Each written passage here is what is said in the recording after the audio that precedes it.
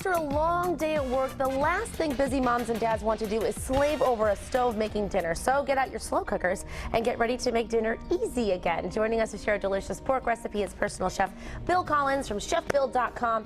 Now we're talking about slow cookers because personally, I can't get enough of them. You know, they're the perfect thing. A lot of times we associate a slow cooker with winter and heavy stews, but you know, school's been back in session for a couple weeks now. Everybody is super busy. This is the fastest, easiest way to get dinner on a table before midnight. I mean, imagine coming home from work and you open the lid and say, okay, dinner's served. So easy. So what are we making today? Today we're doing a pulled pork. Actually, you can kind of slice it, but you can also pull it apart. But it's a Tex-Mex one.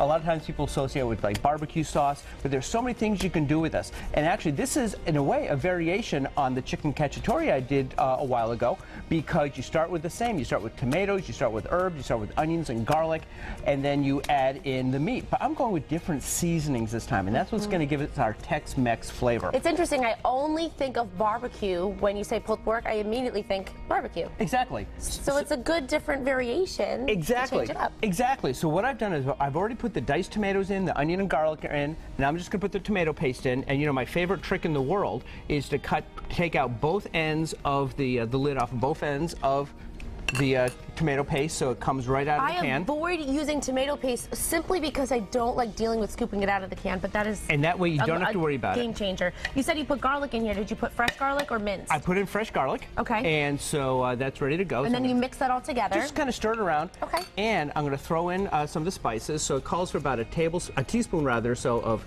chili powder, about a teaspoon of oregano. Oh, we're going to have to do a chef's secrets on how do you measure teaspoons in the palm of your hand. Practice.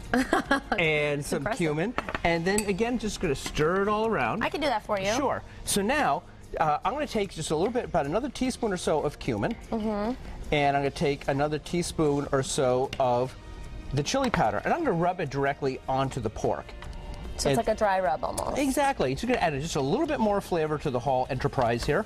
Now, how much pork in terms of pounds is that? This is just under, this is about 3 pounds or so.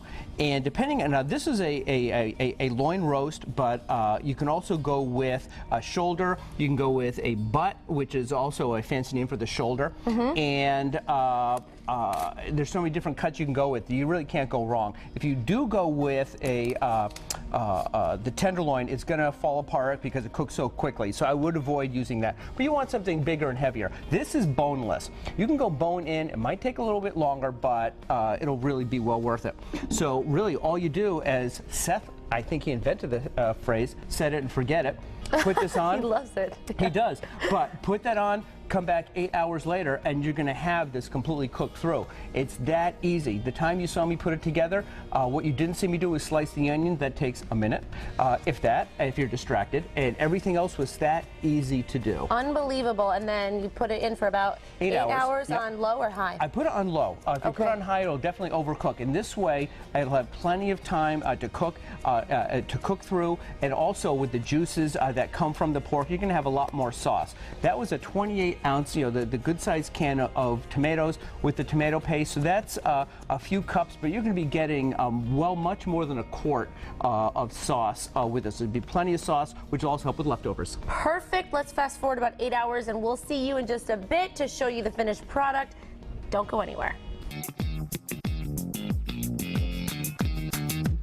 We are back with Chef Bill Collins. Believe it or not, 8 hours has passed. It's been a very fast 8 hours. It's been very fast because the slow cooker meal is done. It is. Yep. And there's Tex-Mex pork in there. Yep, there's Tex-Mex pulled pork. And what made it the Tex-Mex were the seasonings, the chili powder, the cumin, and the oregano. So that's what, instead of a Mediterranean pulled pork. Right. So that's exactly it. So now, can we reveal? I think we should. Because ooh, look at that. Amazing. Oh, boy, that does look good. How did that happen?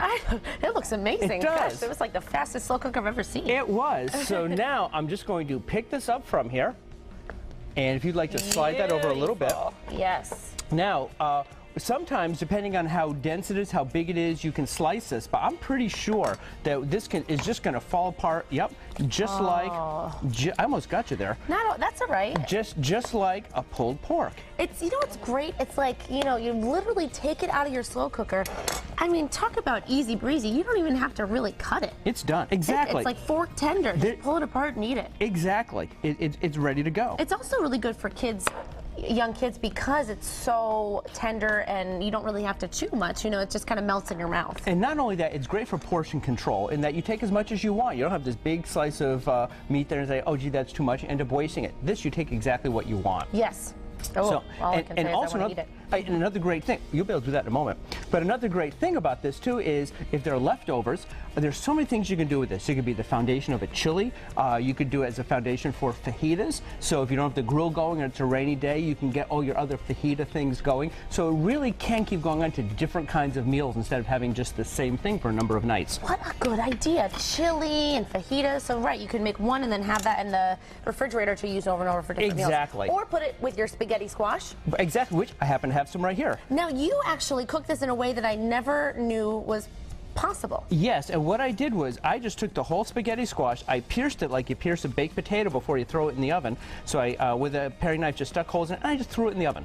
375, and depending on the size of the spaghetti squash, and see how easy it just comes right out looking like spaghetti. And depending on the size of it, in this case, this took less than an hour. And then you cut it open, take the seeds right out. Yep. And you have your spaghetti squash, and you're not even using a fork to scoop it out. You just use your tongs. Exactly. Okay. And so now we can serve it up on a nice platter like this. And if you would like to, I've got some right here. If you want to just pull some sauce out of here. I would love to. And we can put it right on top. You bet. And then you just put that right on there. That's like the easiest meal ever. Throw it in the slow cooker. Take your whole spaghetti squash out of the oven. Exactly. And is that enough? You want a little more? Just a little bit more. Okay. And if you're in a real big hurry, you can throw your, the spaghetti squash into the microwave, and it'll also cook that way too. And I can't tell you how long it'll take because I never throw it in the microwave, but I know you can do it. So I actually did it once, but I don't remember how long. So honest, I love it. It happens. So, but now you have this, and now it's still quite warm because it came out of that very fast 8 hours in the slow cooker. But if you'd like to have a taste of it, you and I both, right? Yeah, I think so. I'm sure you're dying to as well. And also, two other advantages of this. No carbs, especially with the spaghetti squash, and it's gluten-free. I don't want to take too big of a bite. It is gluten-free. It is yes, gluten-free. Good point. Yep. So, or you could just... See, it's quite warm. Amazing. It's perfect. Yep. It's perfect. Oh my Thank gosh, you. it's so good. And it doesn't have, and it's not too heavily spiced. A lot of people think of Tex-Mex as just take your head off heat. It's not even spicy at all. Just a little bit mild. You get some of those flavors there, and you can always add in more. Have a little Tabasco sauce or something, or Cholula on the table, and add it more. But this way, you have it exactly as you want it. I love it. This makes me really excited for the colder weather. Yeah. I want to make some Tex-Mex pulled pork. Thanks so much, Chef Bill. Thank you. And you can tune in next week for even more chef secrets with Chef Bill. For a copy of this easy slow cooker pork recipe, just head to our website, mymassappeal.com.